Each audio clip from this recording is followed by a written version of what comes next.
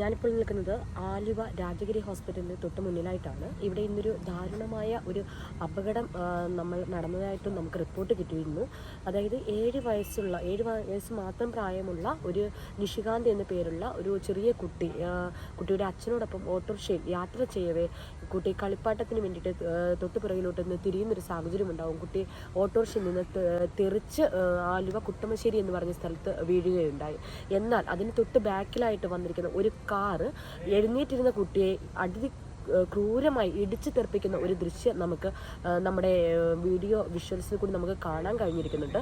അതിനുശേഷം ആ കാറ് നിർത്താതെ ഓടിച്ചു പോകുന്നത് നമുക്ക് കാണാൻ കഴിയുന്നുണ്ട്. എന്നാൽ ഇത്രയും സമയമായിട്ട് ഇന്ന് രാവിലെ 9:45 ഈ അപകടത്തിനെതിരായി ആലുവ സ്റ്റേഷനിൽ നിന്ന് യാതൊരുവിധ നടപടിയും ഉണ്ടായിട്ടില്ല എന്നാണ് നമുക്ക് മനസ്സിലാക്കാൻ കഴിഞ്ഞിരിക്കുന്നത്. ചേട്ടാ, എന്താണ് സംഭവിച്ചിരിക്കുന്നത്? എന്താണ്? എൻ്റെ പെങ്ങളുടെ കുട്ടിയാണ്. കുട്ടിക്കാണ് ഇപ്പോൾ ആക്സിഡൻറ്റ് സംഭവിച്ചേക്കുന്നത്. പെങ്ങളുടെ കുട്ടിയും മൂത്ത കുട്ടിയും പെങ്ങളുടെ ഹസ്ബൻഡും കൂടെ കുട്ടിയെ ഹോസ്പിറ്റലിൽ ഇപ്പോൾ ആക്സിഡൻറ്റ് കിടക്കുന്ന കുട്ടിയെ ഹോസ്പിറ്റലിൽ കാണിച്ചതിന് ശേഷം തിരിച്ച് വീട്ടിലേക്ക് പോവുകയായിരുന്നു. അപ്പോൾ കുട്ടമശ്ശേരി വെച്ചിട്ട് ഈ കുട്ടി യാദൃശ്ചികമായിട്ട് ഓട്ടോറിക്ഷയിൽ നിന്ന് താഴെ പോവുകയാണ് ചെയ്തത്. ഓട്ടോറിക്ഷയിൽ താഴെ പോയ സൗണ്ട് കേട്ട് ഓട്ടോറിക്ഷ ഓടിച്ചുകൊണ്ടിരുന്ന കുട്ടിയുടെ അച്ഛൻ തന്നെയായിരുന്നു. തിരിഞ്ഞ് നോക്കിയപ്പോൾ കുട്ടി കവന്ന് കിടക്കുന്നതാണ് കണ്ടത്. ഉടനെ കോരിയെടുത്ത് തൊട്ടടുത്തുള്ളൊരു ക്ലിനിക്കിൽ കൊണ്ടുപോയി ഫസ്റ്റ് എയ്ഡ് കൊടുത്തു. അവിടുന്ന് ആംബുലൻസിൽ കാലയിൽ ഹോസ്പിറ്റലിൽ എത്തിക്കുകയാണ് ചെയ്തത്. പിന്നീടുള്ള ഇതിനകത്ത് നോക്കി കഴിഞ്ഞപ്പോൾ അവിടെ CCTV പരിശോധിച്ച് കഴിഞ്ഞപ്പോൾ കുട്ടി വീണയിലല്ല കുട്ടിക്ക് വരിക.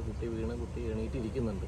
അതിൻ്റെ പുറകെ വന്നൊരു കാറാണ് കുട്ടിയുടെ മേത്തോട് ഇടിച്ച് കയറി പോകുന്നത്. അവിടെ ആ കാറ് നിർത്താതെ പോവുകയും ചെയ്തു.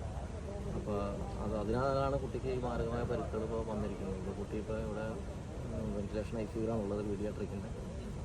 അപ്പോൾ അതിനുശേഷം ഇത് ഹോസ്പിറ്റലിൽ ഇൻറ്റിമേഷൻ പോലീസിന് കൊടുത്തിരുന്നു. പോലീസ് 5 മണി കഴിഞ്ഞപ്പോൾ കുട്ടിയുടെ പിതാവിനെ വിളിച്ചിരുന്നു. പിതാവിനെ വിളിച്ച് കഴിഞ്ഞിട്ട് ഇതേപോലെ എന്താണ് സംഭവിച്ചത് കാര്യങ്ങളും ചോദിച്ചു. അപ്പോൾ ഇങ്ങനെ കാര്യങ്ങൾ പറഞ്ഞപ്പോൾ ഇങ്ങനെ വണ്ടി വേറൊരു കാറാണ് മുട്ടിയതെന്ന് കാര്യങ്ങളൊക്കെ കുട്ടിയുടെ പിതാവ് പറഞ്ഞു. അപ്പോൾ പറഞ്ഞപ്പോൾ വേറെ വണ്ടി മുട്ടിയത് നിങ്ങൾ കണ്ടോ എന്ന് അദ്ദേഹത്തോട് ചോദിച്ചു. അപ്പോൾ ഇല്ല, ഞാൻ ക്ലിപ്പിംഗ്സ് അയച്ചു തരാമെന്നും പറഞ്ഞ് പുള്ളി ആ ക്ലിപ്പിംഗ്സ് അയച്ചു കൊടുക്കുകയും ചെയ്തു. അതിനുശേഷം ഈ പറയുന്ന എനിക്ക് എൻ്റെ ഓർമ്മ ശരിയാണെങ്കിൽ സക്കറിയ എന്ന് പറഞ്ഞൊരു പോലീസുകാരാണ് വിളിച്ചത്. ഞാൻ അദ്ദേഹത്തെ തിരിച്ച് വിളിക്കുകയുണ്ടായി.